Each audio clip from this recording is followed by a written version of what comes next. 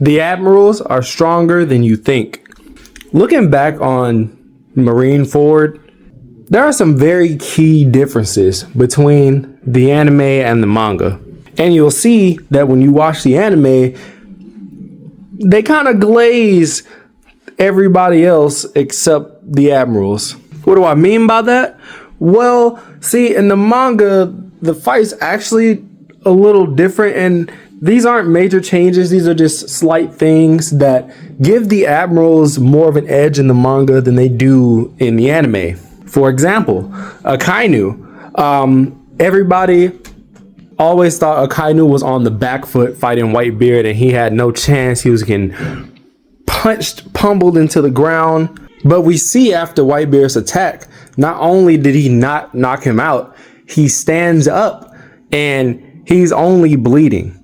As a matter of fact, one of the key differences is that in the anime, Akainu punches Whitebeard's mustache off. Well, in the manga, he actually blows half of his face off.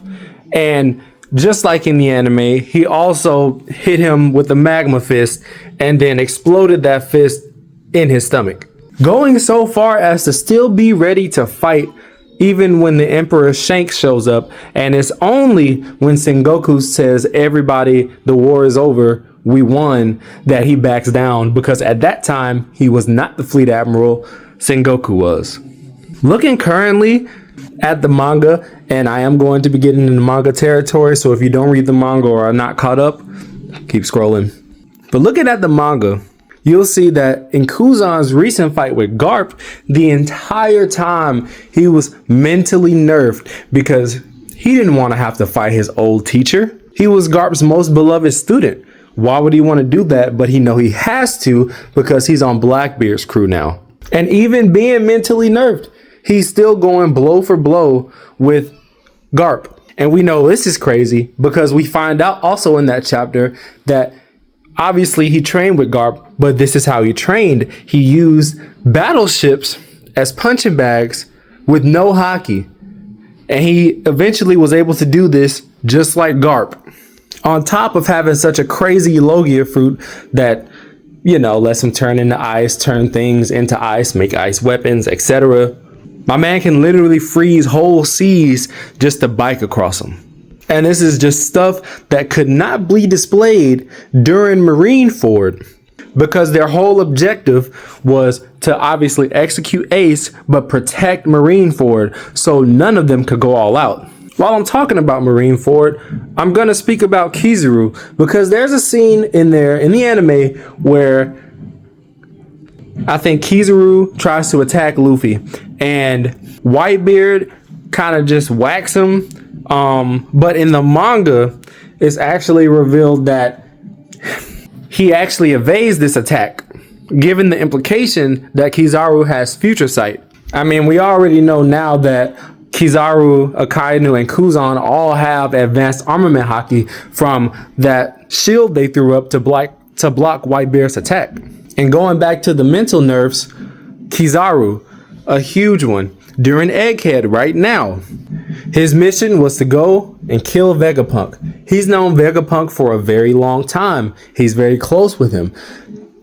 It was very hard for him to kill him, and he really didn't want Vegapunk to draw it out any longer than he had to. Along with the fact that you can even see him laying on the ground crying, saying he's actually more hurt, and just leave him there for a second. Now, he has been fighting Luffy, this, that, and the third, but he was never really taking it seriously. I won't say he wasn't taking it seriously. I'll say that he couldn't go all out because he knew he had to kill his friend.